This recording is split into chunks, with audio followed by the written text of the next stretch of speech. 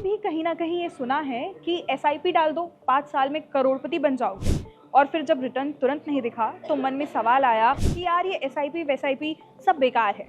लेकिन रुकिए, असल दिक्कत एसआईपी में नहीं बल्कि उन मिथकों में है जिन पर हम आंख बंद करके भरोसा कर लेते हैं। आज इस वीडियो में हम एसआईपी के ऐसे ही 5 बड़े झूठ तोड़ेंगे जो आपकी कमाई चुपचाप खा जाते हैं। नमस्कार, मेरा नाम है चारू अग्रवाल और आप देख रहे हैं IBC 24 डिजिटल। सबसे पहला मिथक यही है कि एसआईपी शुरू करते ही हर साल अच्छा और स्थिर रिटर्न मिलेगा, जबकि सच्चाई ये है कि बाजार हमेशा एक जैसा नहीं रहता। कभी तेजी होती है, कभी गिरावट आती है। एसआईपी का फायदा यही है कि इस उतार चढ़ाव को आपके खिलाफ नहीं बल्कि आपके पक्ष में बदलने की कोशिश करती है। एसआईपी में असली ताकत समय की होती है। 5, 10 या 15 साल के निवेश में कंपाउंडिंग धीरे धीरे असर दिखाती है। इसलिए एसआईपी को जल्दी अमीर बनने का जरिया मानना सबसे बड़ी गलती है। ये धीरे लेकिन मजबूत तरीके से पैसा बनाने की रणनीति है।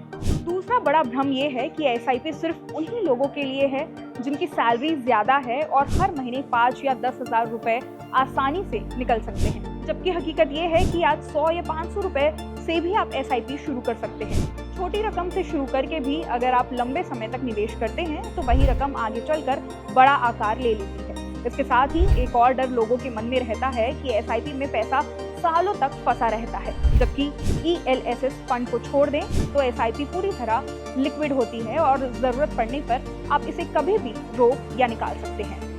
कई इन्वेस्टर्स मानते हैं कि एक बार एसआईपी शुरू कर दी तो उसे बीच में रोकना या बदलना गलत है, लेकिन जिंदगी हमेशा एक जैसी नहीं चलती।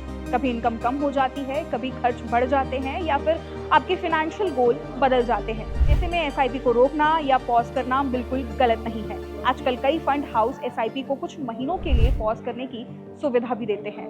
इसके अलावा अगर कोई फंड लगातार अच्छा प्रदर्शन नहीं कर रहा है तो बेहतर विकल्प में स्विच करना भी समझदारी का फैसला हो सकता है।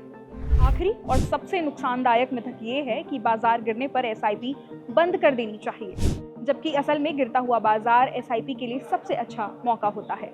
जब NAV कम होती है तो उसी निवेश से ज्यादा यूनिट्स मिलती है, जिससे औसत लागत घटती है। जब बाजार दोबारा ऊपर होता है तो यही अतिरिक्त यूनिट्स आपके रिटर्न को बेहतर बनाती है।